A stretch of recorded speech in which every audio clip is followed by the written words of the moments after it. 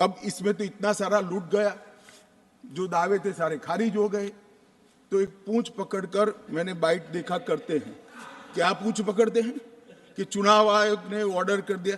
अरे भाई क्या ऑर्डर करा, मैंने स्वयं कहा है कि हम चुनाव कराएंगे, इसमें कौन सी बड़ी बात है। इसी सदन में कहा है, लोकसभा में करा है, एज ए गृह मंत्री ऑन रिकॉर्ड करा है। उन्होंने कहा कि भाई राज्य का स्टेटस वापिस देंगे, तो ये भी मैंने कहा है कि अप्रोप्रिएट टाइम पर राज्य का स्टेटस हम वापिस देंगे। और सुप्रीम कोर्ट ने भी ये जो कहा है उसमें मेरे सदन में के बयान को और सॉलिसिटर जनरल के सुप्रीम कोर्ट के सामने बयान को कोट करते हुए कहा है। अब मुझे कोई समझाए इसमें विजय कहां से हुई है। घोर पराजय में विजय कैसे ढूंढना, इसकी कला कोई आप लोगों से सीख ले साहब। इतने बड़े घोर पराजय विजय कैसे ढूंढना, इसका कोई अभ्यास वर्ग साहब रखना चाहिए साथ अर्थ में। ये बहुत बड़ी कला है। मैं तो आज अगर उनके जैसे मेरे विचार होते तो ये सुप्रीम कोर्ट के जजमेंट को देखकर डिप्रेशन के मारे 1 महीना सदन में ना आता, मगर ये तो प्रेस कर रहे हैं। और कांग्रेस पार्टी ने आज प्रेस करी मान्यवर, और प्रेस में क्या किया, कहा कांग्रेस पार्टी ने, कांग्रेस पार्टी ने ये कहा मान्यवर कि ये जजमेंट आने के बाद भी हम मानते हैं कि धारा 370 को गलत तरीके से हटाया गया है। अब मान्यवर देश के दोनों सदनों ने, देश की संसद की दोनों सदनों ने राष्ट्रपति के सीओ को अनुमोदना दे दी, कानून पारित हो गया, कानून नोटिफाइड हो गया। किसी ने चैलेंज भी किया सुप्रीम कोर्ट में, ठीक है, सबका अधिकार है, करना चाहिए। सुप्रीम कोर्ट में एक लंबी बहस भी हुई, 5 जजों की बेंच बनी और 5 सीनियर मोस्ट जज बने बैठे इसमें, लंबी बहस, सबकी सुनवाई हुई, आज फैसला भी आ गया। मगर ये फैसले के बाद भी ये कहते हैं कि हम इसको नहीं मानते हैं और हम मानते हैं कि धारा 370 गलत तरीके से हटाया गया है। मान्यवर मैं इनको नहीं समझा सकता, मेरी तो मर्यादा है साहब, नहीं समझा सकता कि वास्तविकता क्या है। हमें समझना चाहिए कि 42,000 लोग मारे गए हैं। क्यों मारे गए हैं? सवाल हिंदू मुस्लिम का नहीं है।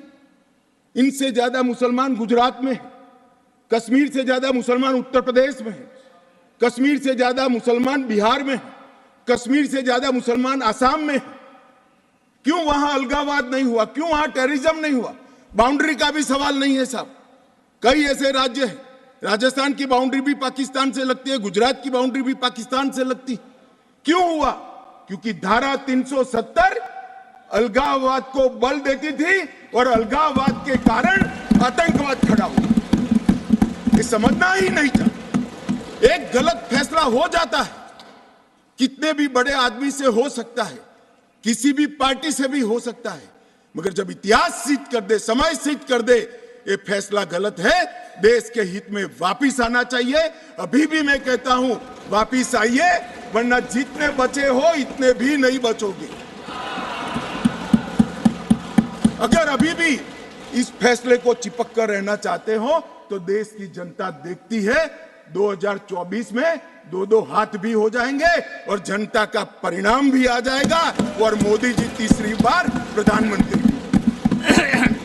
मान्यवर मैं जिस 2 बिल को लेकर आया हूं वो 2 बिल एक प्रकार से सभी पार्टियों को मैंने सुना है, सर्वानुमत से बिल के तत्व को सबने समर्थन किया है। बिल का जो तत्व है, कंटेन है, इसका किया है। मुझे था कि विटरास खड़े हो जाएंगे कि हम अपोज में खड़े हैं, मगर मैं सभी पार्टियों को कहता हूं, तब ये तो काउंट करता हूं कि कम्युनिस्ट पार्टी कभी अच्छे काम का समर्थन नहीं कर सकती है, इसलिए सभी पार्टियों से मेरा मत बाकी दलों से। मान्यवर कमजोर और वंचित वर्ग ये जो नाम है, किसी भी नागरिक की डिग्निटी को बहुत हर्ट करने वाला नाम है। अंतर की गहराइयों तक दुख खड़ा करने वाला नाम है और बहुत समय से था। आज प्रधानमंत्री जी ने एक जो फैसला लिया है, जिस फैसले को वास्तविक स्वरूप देने के लिए मैं आपके सामने उपस्थित हुआ हूं, इसमें कमजोर और वंचित वर्ग की जगह अन्य पिछड़ा वर्ग ये नाम जोड़ने का फैसला दिया है, जो संवैधानिक दम से संवैधानिक शब्द है। मान्यवर, दूसरा बिल जो है वो दूसरा बिल जम्मू कश्मीर में सालों से अलग अलग प्रकार के विस्थापित हुए।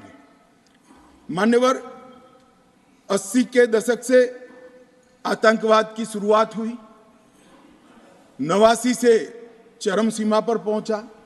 ढेर सारे कश्मीरी हिंदू, विशेषकर कश्मीरी पंडित और ढेर सारे सिख भाई घाटी छोड़कर पूरे देश भर में बिखर गए।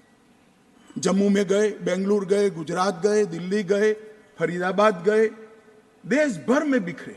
सभी राज्यों ने उनकी आवभगत भी की, सभी राज्यों ने उनको रिजर्वेशन भी दिया, कई राज्यों ने उनको नौकरी में प्रायोरिटी दी भी। कश्मीरियों को गले लगाने का काम पूरे देश ने किया है, पूरे देश की जनता ने।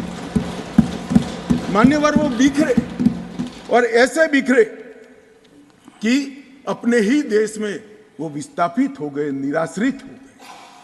जिनके पास अरबों खरबों की संपत्ति थी, वो दर दर की ठोकरे खाने के लिए मजबूर हो गए। मान्यवर, उन लोगों को सम्मान देने के लिए, और ये आंकड़ा कोई छोटा मोटा आंकड़ा नहीं है, 46,631 परिवार जो रजिस्टर्ड है वो वहां से विस्थापित हुए हैं और 1,57,967 लोगों ने हमारे बहुत प्रयास के बाद 19 के बाद हमने एक अभियान चलाया, हर शहर में जाकर एडवर्टाइज दिया है, ऑनलाइन रजिस्ट्रेशन हो गया है और इतने लोग अब तक रजिस्टर्ड हुए। तनख्वाह साहब ने कहा कि बहुत सारे हैं, करना चाहिए।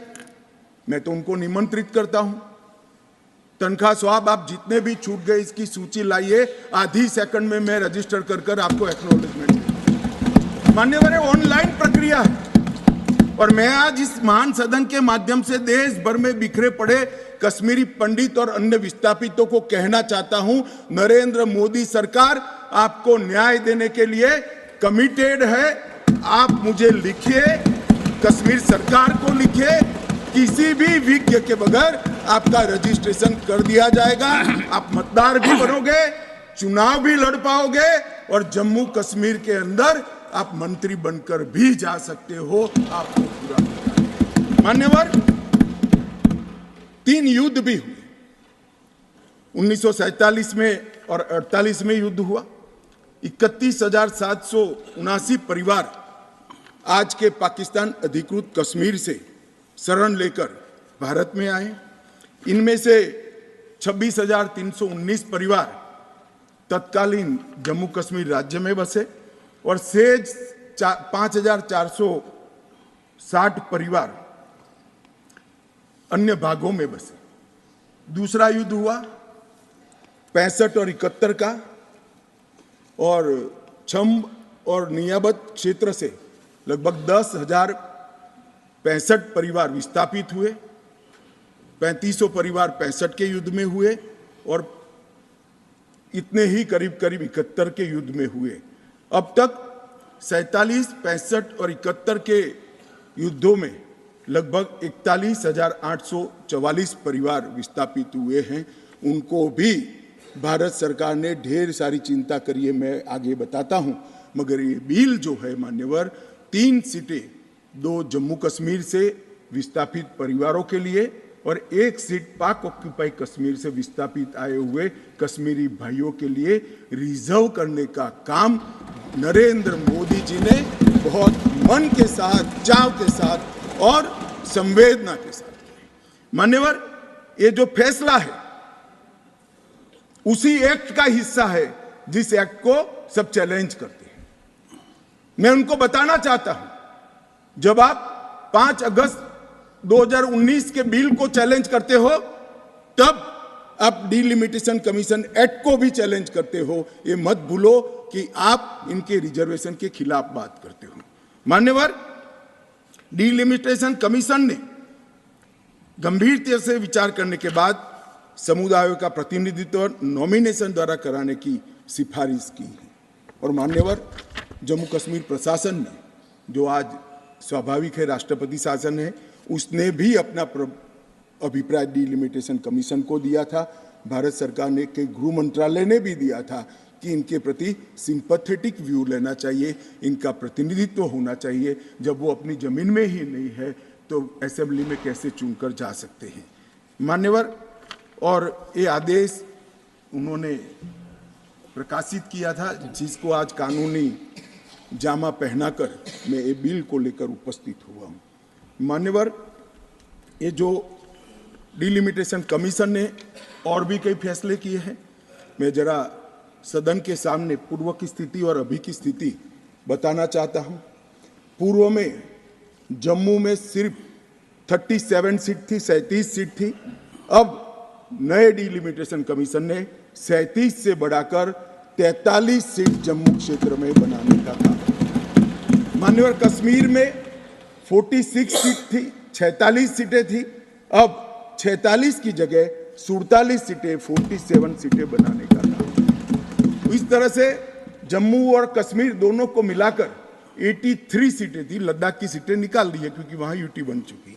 83 सीटें थी, उसकी जगह 90 सीटें अब डिलिमिटेशन कमीशन ने करी है, जिसको भारत सरकार ने माना है। और पाक ऑक्यूपाई कश्मीर की 24 सीटों को आरक्षित रखा गया है, क्योंकि हम अभी भी मानते हैं, कोई जिसको जो बोलना है वो बोले।